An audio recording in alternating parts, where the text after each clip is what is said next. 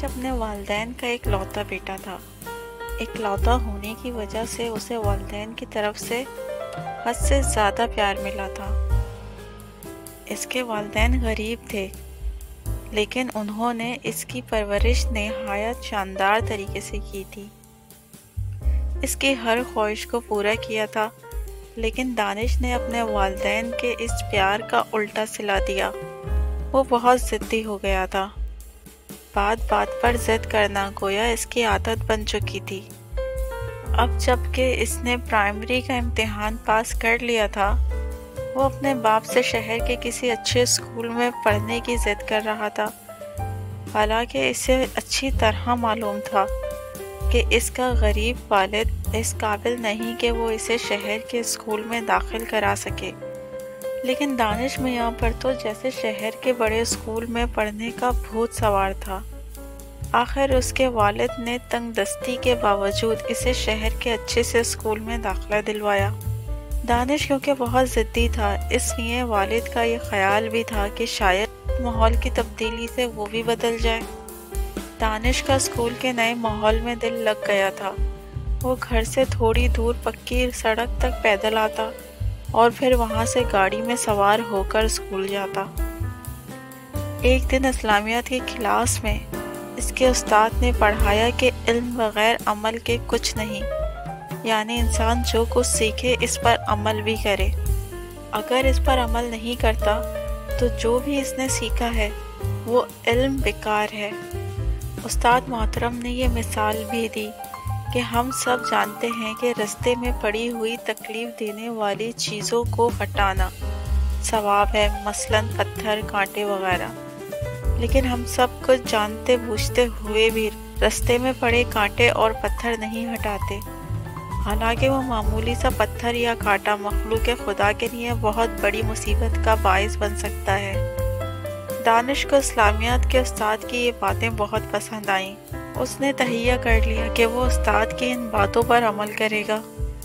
اسی دن چھٹی کے بعد گاڑی سے اتر کر جب وہ کچے رستے پر چل کر اپنے گھر جا رہا تھا تو اسے رستے میں ایک خشک ٹہنی پڑی ہوئی نظر آئی جس پر کچھ کانٹے بھی تھے۔ وہ ٹہنی شاید ہوا کے زور سے پاس کٹے درخت سے اڑ کر سڑک پر آ گئی تھی۔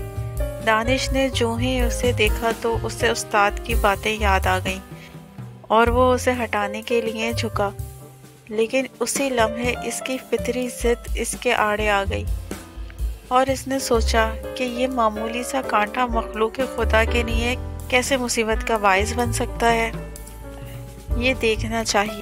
یہ سوچ کر وہ کانٹے کو چھوڑ کر سیدھا گھر چلا گیا۔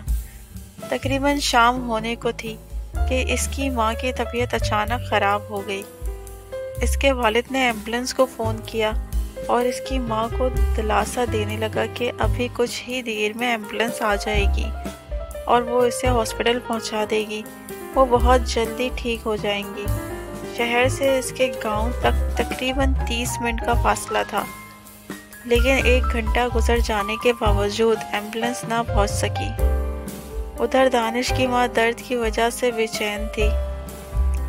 اضطراب کی حالت میں دانش کے والد نے اس کو ایمبولینس کو دیکھنے کے لیے بھیجا۔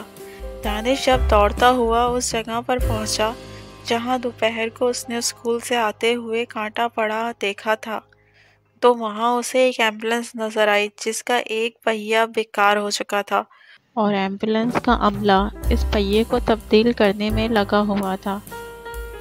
تقریباً 10 منٹ بعد ایمبولینس روانہ ہوئی اور دانش کی ماں کو اس میں ڈال کر ہاسپٹل روانہ کر دیا گیا۔ تب دانش کو اچھی طرح معلوم ہو گیا کہ ایک معمولی سا کانٹا مخلوق خدا کے لیے کتنی بڑی مصیبت لا سکتا ہے۔ استاد کی بات پر عمل نہ کرنے کی وجہ سے اس کی ماں کو اتنی تکلیف برداشت کرنی پڑی۔ پیارے چلاک لومڑی، تحریر بائے سمیرہ مقصود۔ ایک مرتبہ کا ذکر ہے کہ کسی جنگل میں ایک شیر اور ایک لومڑی رہا کرتے تھے۔ جنگل کے تمام جانور ان سے بہت پریشان تھے کیونکہ وہ دونوں ہی چوریاں کیا کرتے تھے۔ ایک دن دونوں نے ایک گھر میں چوری کرنے کا فیصلہ کیا جو کہ ایک بندر کا گھر تھا۔ वो दोनों सीधे बावर्ची खाने में पहुंचे। वहां उन्होंने लकड़ियों पे रखा हुआ एक पतीला देखा जिसमें सूप पक रहा था। इन दोनों ने सोचा कि मौका अच्छा है, घर पर भी कोई नहीं है। पहले तो शेर ने अच्छी तरह से खूब सूप पिया। जब उसका पेट भर गया तो लोमड़ी बोली कि मैं इसे ख़त्म कर देती हूँ। ये कहते हुए उसने जैसे ही अपना मुंह पतीले में डाला, उसका सर पतीले में फंस गया। इसने शेर से कहा, मेरी मदद करो, मुझे यहाँ से निकालो। अंधेरे में शेर को कुछ समझ न आया और वो बौखलाहट का शिकार हो गया। ऐसे में उसे महसूस हुआ जैसे कोई घर में आ गया है, लिहाजा वो तो अपनी जान बचाने को वहाँ से भाग निकला। जब बंदर अपने घर पर पहुँचा तो उसने बावर्ची खाने में लोमड़ी को इस हालत में पाया। वो समझ गया कि लोमड़ी यहाँ चोरी करने आई थी। वो लोमड़ी को लेकर भालू के पास गया और उसको सब कुछ बता दिया। भालू के दिमाग में एक तरकीब आई। उसने कहा, इसे यहाँ बांध कर चले जाओ। ये सब कुछ शेर छुप छुप कर देख रहा था। उनके जाते ही लोमड़ी ने शेर को आवाज़ दी। चालाक लोमड़ी को शेर पर बहुत गुस्सा आ रहा था। उसने सोचा यही अच्छा मौका है शेर से बदला लेने का। इसके दिमाग में भी एक तरकीब आई। उसने शेर से कहा, भालू और बंदर मुझे सज़ा नहीं देंगे, इसलिए कि मैंने उन्हें बता दिया है कि मैं यहाँ चोरी करने नहीं आई थी, बल्कि यहाँ एक और चोर को पकड़ने के लिए आई थी, लेकिन वो भाग गया और मैं पकड़ी गई। बंदर और भालू ने मेरे सच बोलने पर यह कहा कि वो मुझे इनाम में एक हिरन देंगे। ये सुनकर शेर के मुंह में पानी आ गया। इसने सोचा क्यों ना हिरन वो ले ले। इसने लोमड़ी से कहा, हिरन तो मेरी पसंदीदा खुराक है, क्या ऐसा नहीं हो सकता कि तुम वो हिरन मुझे दे दो। इस पर लोमड़ी ने शेर से कहा, अगर तुम्हें हिरन चाहिए तो फिर मेरी जगह आकर बैठ जाओ, वो दोनों हिरन लेकर आने ही वाले हैं। शेर लोमड़ी की बातों में आ गया। इसने लोमड़ी की रस्सियां खोल दी और बोला, तुम यहाँ से भाग जाओ, मैं यहाँ बैठ जाता हूँ। शेर को लालच देकर चालाक लोमड़ी वहाँ से अपनी जान बचाकर भाग निकले। जब बंदर और भालू वापस आ गए तो उन्होंने शेर को लोमड़ी समझकर इस पर खूब गर्म पानी डाला और यूं जंगल के बादशाह को लालच में आकर लोमड़ी की चालाकी की सज़ा भुगतनी पड़ी और वो बुरी तरह जलने लगा। तो प्यारे बच्चों, इस कहानी से हमने क्या सीखा कि हमें कभी भी चोरी नहीं करनी चाहिए और ना ही लालच में आकर दूसरों की बातों पर यकीन करना चाहिए। प्यारे बच्चों, उम्मीद। खरगोश और कछुआ। एक कछुए और खरगोश की दोस्ती हो गई। दोनों एक साथ खेलते और घूमते फिरते। उनको मालूम था कि लड़ाई अच्छी बात नहीं, लेकिन फिर भी कभी कभी उनकी आपस में लड़ाई हो जाया करती। होता यूं कि दोनों रास्ते में जा रहे होते तो खरगोश तेज चलने की वजह से आगे निकल जाता और कछुआ अपने भारी जिस्म की वजह से तेज ना चल सकता और पीछे रह जाता, जिस पर खरगोश उसका मजाक उड़ाता। आपको तो मालूम है कि किसी का मजाक उड़ाना कितनी बुरी आदत है। आखिर एक दिन कछुए ने तंग आकर खरगोश से कहा, देखो, मुझे भी अल्लाह ही ने पैदा किया है और तुम्हें भी अल्लाह ही ने पैदा किया है। इसके लिए तुम अपनी तेज चलने पर गुरूर मत करो। अल्लाह गुरूर करने वालों को पसंद नहीं करता।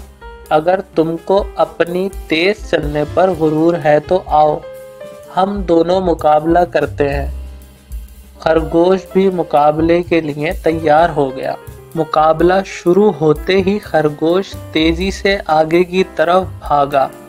काफी दूर निकल जाने के बाद उसने सोचा कि कछुआ तो बहुत देर के बाद यहाँ पहुँचेगा। जब तक मैं कुछ देर आराम कर लूँ। یہ سوچ کر وہ ایک درخت کے نیچے سو گیا۔ ادھر کچھوا آہستہ آہستہ چلتا ہوا خرگوش کے پاس سے گزرا۔ خرگوش سو رہا تھا۔ کچھوا ساری بات سمجھ گیا۔ اس نے اپنی رفتار اور تیز کر دی اور مقررہ جگہ تک پہنچ گیا۔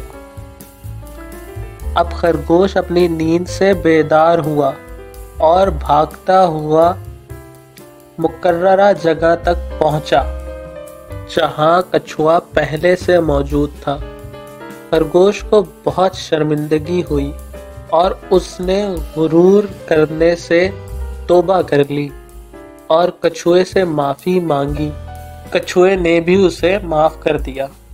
دوستو، ہمیں بھی کسی کا مذاق نہیں اڑانا چاہیے۔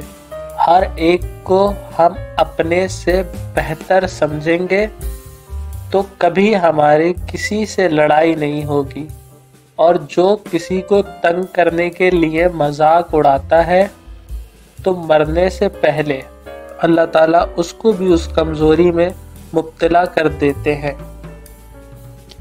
پیارے بچوں، امید ہے آج کی کہانی آپ سب کو بے حد پسند آئی ہوگی۔ ہمارے ساتھ جڑے رہنے کا شکریہ۔